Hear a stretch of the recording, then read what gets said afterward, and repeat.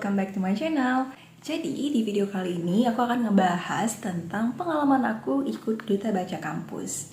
Ketika ikut Duta Baca Kampus, kalian akan dihadapkan dengan beberapa seleksi. Yang pertama itu ada seleksi berkas, kemudian seleksi tes tulis, seleksi wawancara, dan barulah di karantina.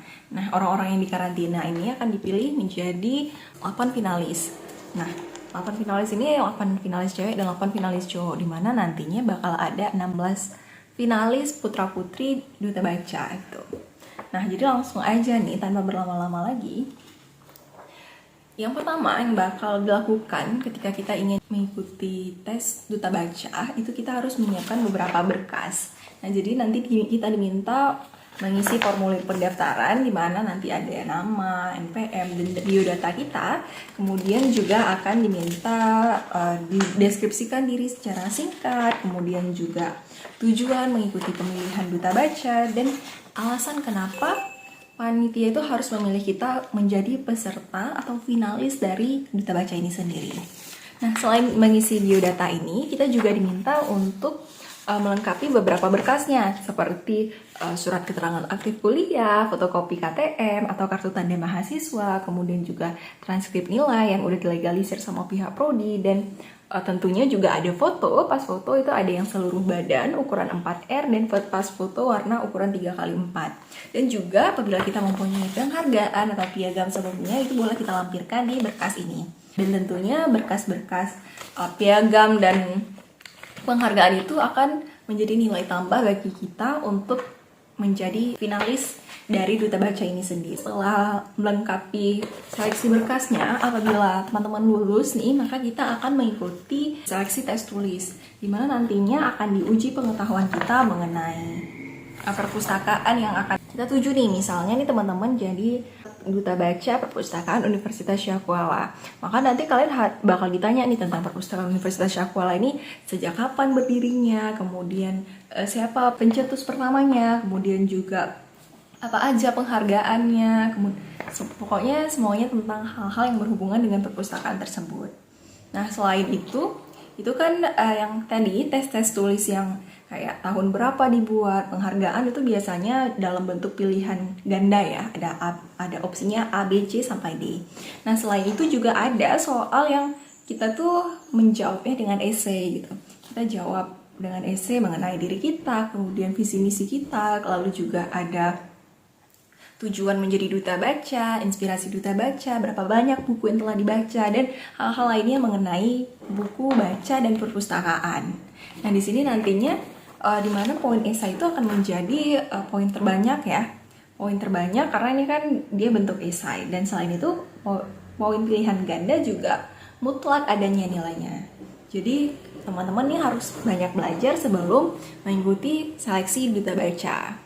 Pengalaman pribadi aku waktu itu hari Sabtu dan Minggu tesnya, dimana hari Sabtu itu tes tulis, kemudian hari Minggu itu wawancara dan tes minat bakat. Ketika wawancara itu ada 4 pos atau 4 tes wawancara gitu, yang dimana yang pertama itu sebenarnya ini campur ya, mana duluan yang lebih cepat gitu, karena dibagi dalam beberapa meja gitu, dan nanti kita dipanggil satu-satu.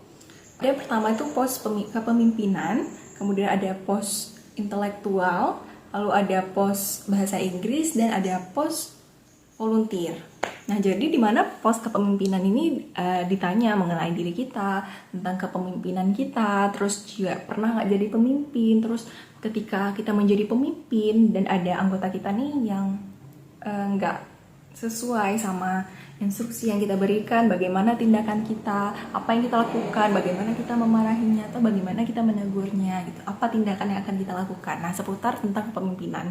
Kemudian kedua itu bahasa Inggris, itu mengenai nanti kita bakal pertama disuruh menjelaskan tentang diri kita mengenai bahasa Inggris, kemudian ditanya tuh pakai bahasa Inggris, misalnya apa makna perpustakaan bagi kamu, atau tapi dalam bahasa Inggris ya, misalnya what the meaning of the library for you, ataupun ada juga nanti dikasih kata-kata atau huruf gitu.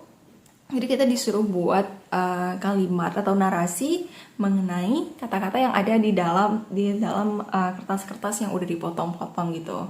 Setelah itu pos kepribadian. Nah, ini pos kepribadian ini mengenai kepribadian diri kita sendiri. Misalnya ketika kita senang, ketika kita berteman, ketika kita, pokoknya tentang diri kita lah ya. Akhirnya itu ada pos volunteer. Nah, pos volunteer ini ditanya mengenai kesediaan kita. Mau nggak kita nanti berkontribusi? Pernah nggak ikut volunteer? Sebenarnya di pos volunteer ini dinilai bagaimana kerja kita. Apakah kita mau nanti jadi duta baca yang mungkin tanpa dibayar, kita harus mengemban amanah gitu. Nah, itu dia tes wawancaranya. Nah, setelah mengikuti tes wawancara, barulah dites bakat. Dan pada saat itu kebetulan aku menampilkan bakat storytelling. Nah, jadi tes bakat ini juga pengaruhnya besar ya, karena orang-orang yang unik, berbeda, itu bakal diingat gitu sama yang rekrutnya. Setelah tes selamat kalau kamu terpilih tes wawancara, barulah diumumkan 8 pasang finalis dari Duta Baca Kampus ini. Setelah itu barulah di karantina, dan kebetulan pada saat itu aku jadwalnya kan harusnya Sabtu Minggu aja ya, sehingga nggak mengganggu jadwal kampus. Tapi karena waktu itu tiba-tiba COVID lagi naik, ada beberapa minggu itu ditunda dan akhir-akhirnya itu dimepetin ke dalam 1 minggu. Dan menurut aku agak kurang sesuai ya sama jatah jadwalnya dari pihak kampus itu sendiri. Nah, aku tertarik mengikuti duta baca ataupun duta lainnya itu karena tentu pertama kita punya relasi baru di sana, kita punya pengetahuan baru, kita punya ilmu baru, dan kita punya lingkungan baru gitu. Dan apabila kamu beruntung, maka kamu juga bakal menemukan circle yang tentunya sangat bisa mendukung kinerja kamu ke depannya, ataupun mendukung kemampuan kamu melatih baik skill komunikasi, skill kepemimpinan, dan skill lain-lainnya gitu. Dan menurut aku juga sebenarnya kalau memang suka dengan hal-hal yang seperti ini, suka hal-hal yang baru, suka hal-hal yang luar biasa, kalian bisa untuk coba ikut-ikut lomba atau ajang-ajang serupa. Nah, setelah mengikuti beberapa karantina, nanti kita ada diajarin tentang ilmu pemimpinan, ilmu volunteer juga, dan ilmu-ilmu tentang lainnya. Dan pastinya juga ada ilmu skill komunikasi. Pada saat di karantina, kita juga harus menampilkan perilaku yang baik dan hal-hal baik, aktif bertanya, dan lain-lainnya, karena itu juga menjadi nilai tambahan. Kurangan aku waktu itu adalah, kan aku nih kuliah, dan kuliah aku nggak bisa ditinggal karena lab ya. Waktu itu juga lagi hektik-hektiknya lab. Jadi, aku ninggalin 1 hari karantina duta baca tersebut, dan menurut aku itu yang jadi nilai minus aku. Dan juga sebelum penobatan itu kita diminta untuk menampilkan proker kita ke depannya apabila kita terpilih menjadi duta baca. Dan menurut aku itu juga menjadi poin plus dimana kita mampu menghadirkan program-program baru yang inovatif. Oke, mungkin sekian aja sharing-sharing pengalaman aku mengenai duta baca. Thank you for watching. See you soon in the next video. Terima kasih. Assalamualaikum.